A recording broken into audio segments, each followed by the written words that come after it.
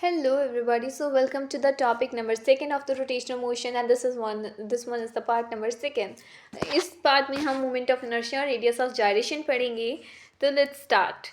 Principle of conservation of angular momentum हमने last class में भी पढ़ा था. सेकेंड लॉ ऑफ न्यूटन से हमने इसको डिराइव भी करा था.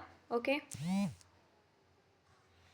According to this principle, when no external force acts on a system of particles, then total angular momentum of the system remains constant.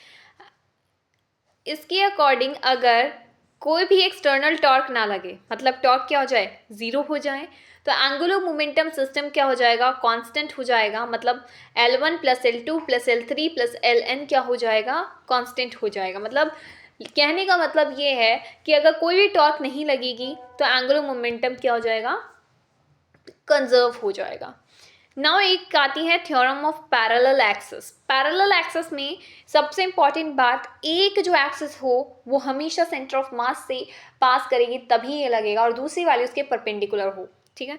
तो according to this theorem, moment of inertia of rigid body about any axis A B is equals to the moment of inertia of that another axis passing through the centre of mass C of the body in a direction parallel to A B and plus product total mass of the body and square to the perpendicular distance between two parallel axes.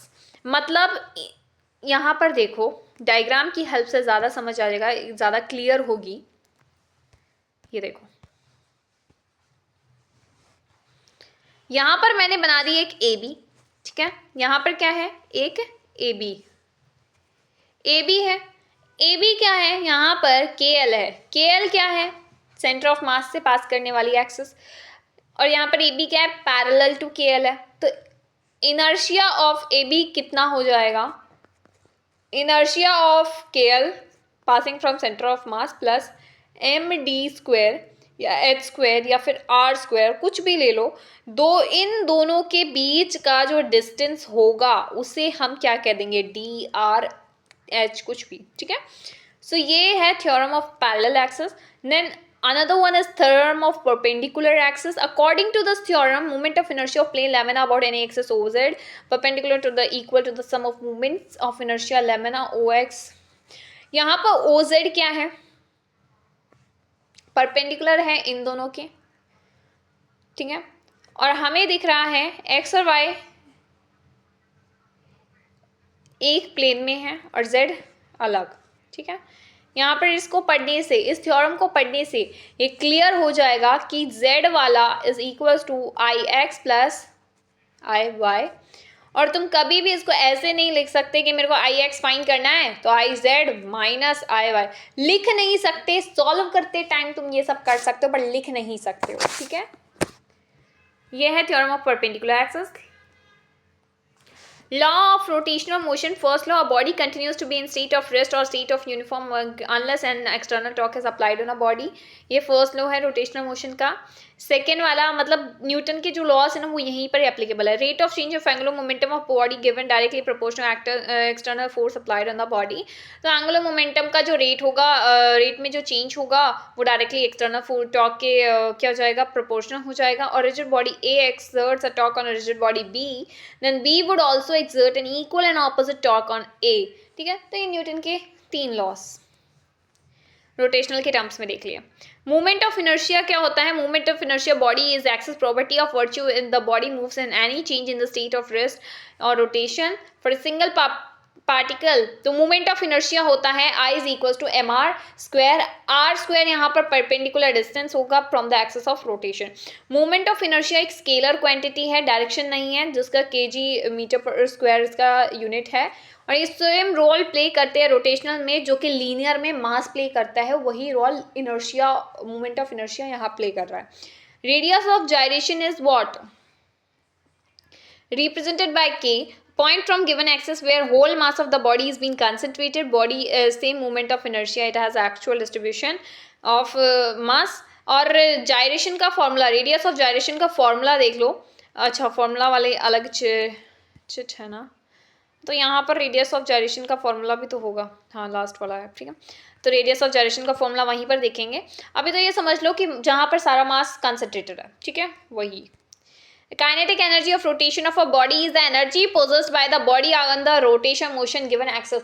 Given axis पे जितना भी rotation motion कर रहे हो उस time पे जो energy possess हो रही है that is what kinetic energy. Okay. Now formulas पे आते हैं.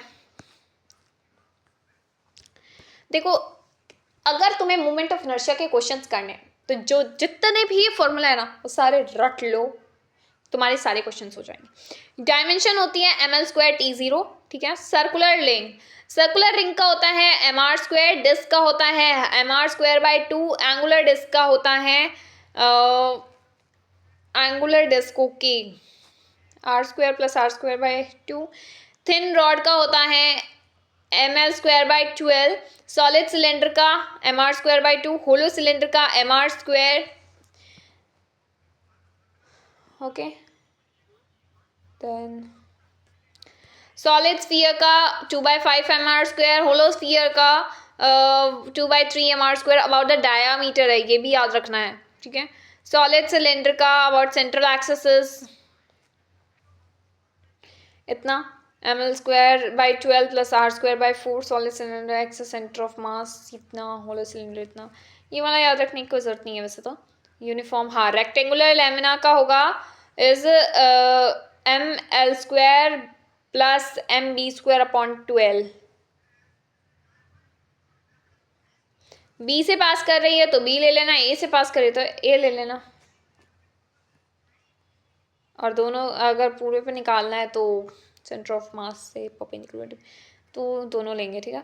एलिप्टिकल डिस्क का m/4 e² + b². Uniform cone का 3/10 mr². Triangular lamina is b²/6.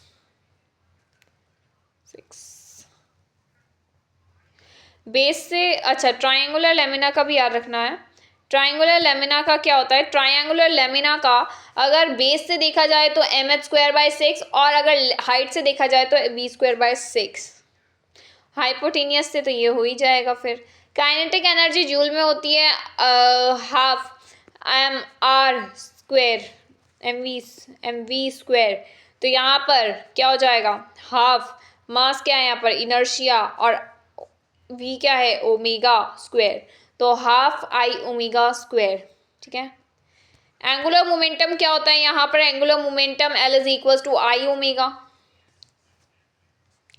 जैसे कि लीनियर मोमेंटम में P = mv, एंगुलर मोमेंटम में यहाँ पर L = m क्या होता है इनर्शिया और velocity omega, L = I⍵. Symmetrical bodies के लिए वेरी वैलिड है.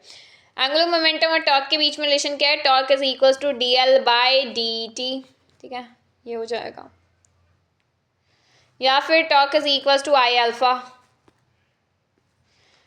कंजर्वेशन ऑफ एंगुलर मोमेंटम से I1/I2 is equals to T1/T. Radius of gyration K is equals to Rn. मतलब रेडियस ऑफ जायरेशन क्या होता है, रेडियस ऑफ जायरेशन को K से रिप्रेजेंट किया जाता है और ये होता है √ में I/m, ठीक है.